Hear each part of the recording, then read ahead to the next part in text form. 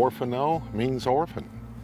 And for a long time, I think that's how the mentality was here in Huerfano County, that they were the orphan, they got left behind. And I think that's changing, it's changing rapidly. The district here has become very active in terms of developing projects and pushing the interest of the county and the water users and the cities. And I think there's a real change afoot here. But if you can get the general public to talk and understand water and the problems we are having, that's only a plus. And I think this meeting did that. Our issues mainly are, one, we're a pretty semi-arid, dry climate. We don't have great population at this point, and that's probably fortunate because we don't have water. The water we do have is very important to our communities in the county, both to the town of Levita, the little village of Cachera, and to Walsenburg itself. It used to be we were in an allocation mode or an appropriation mode. If you wanted water, you went out, you got a water right, and put it to use.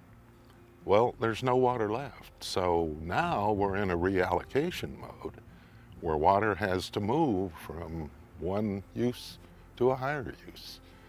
Now, some people might argue that ag is higher than a domestic use, but we know that's not true in terms of economics. And people have to have water, they're going to get it.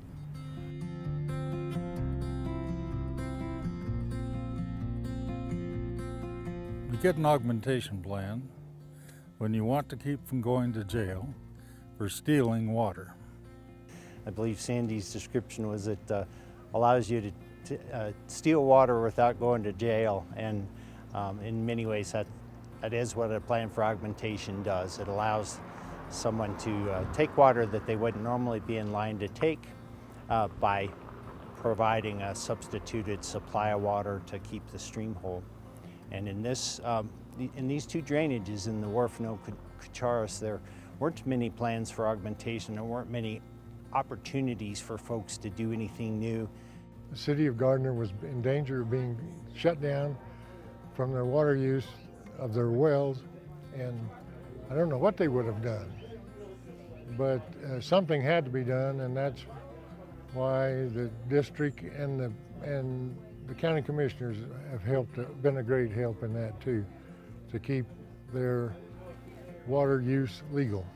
The reason we bought the camp ranch was for the water. We had to have the water, but we couldn't buy the water without the land. Augmentation certificates allow water users to replace or augment their otherwise unlawful depletions. Rick Dunn is the water analyst for the Huerfano County Water Conservancy District, and one of his jobs is to monitor the augmentation projects for the county. So this is the recharge pond located on the William Craig ditch. Part of the water is diverted from the ditch, of course, to fill this pond. And what happens here is the water settles down through the bottom of the pond and basically ends up recharging the aquifer that is in this area. So this is part of the augmentation plan. As the camp ranch property is taken out of production, water that otherwise would have been consumed for the purpose of irrigation will be allowed to return to the river via the recharge pond. This will allow the water to seep back into the river at the same rate, amount, and location as it would have returned from irrigation.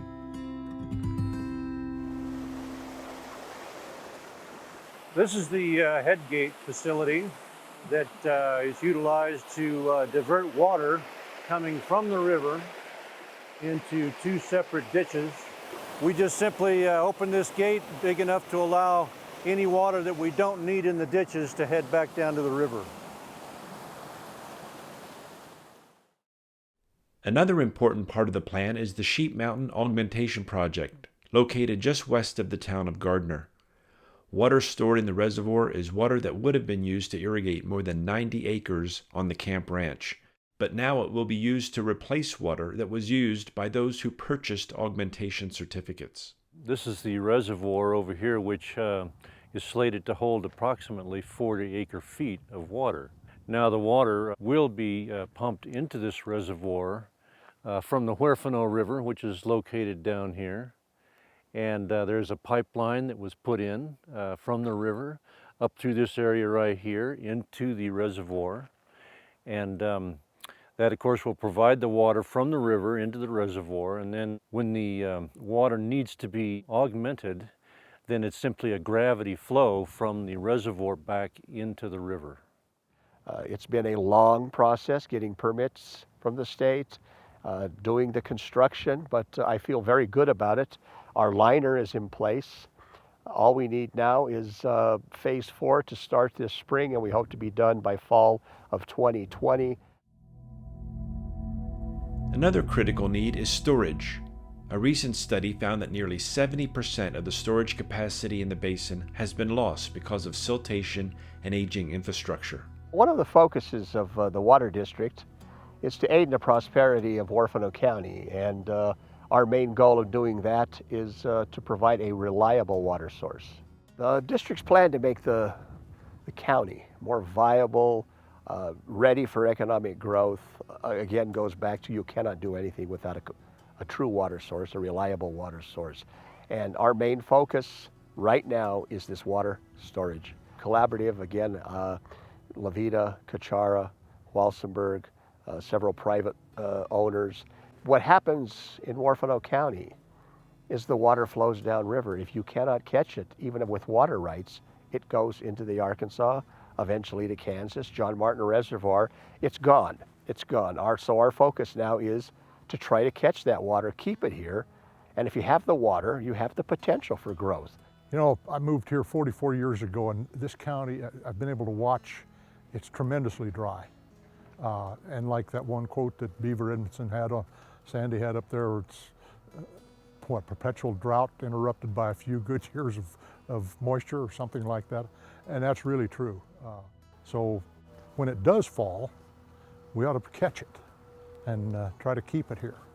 The Arkansas Basin is characterized by generally being short of water supply. Our native supply of water is on average going to not be sufficient to meet all the water right demands that there are in the basin.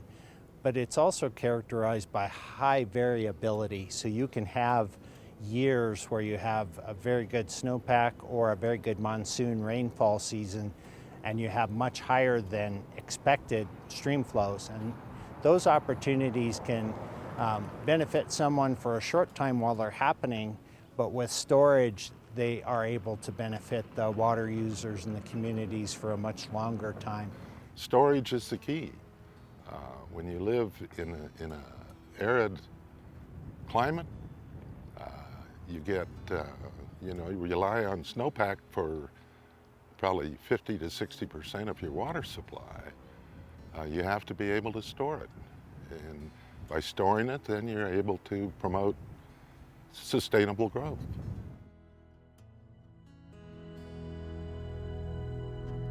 It's pretty clear science that anytime you have a fire, you're going to increase the runoff from those soils. They become hydrophobic and water just runs off, and there's no soil really to hold the moisture. So we knew that increased runoff resulting from rainfall was going to be a factor. The Spring Creek fire near Levita is just one of several Colorado wildfires in recent years.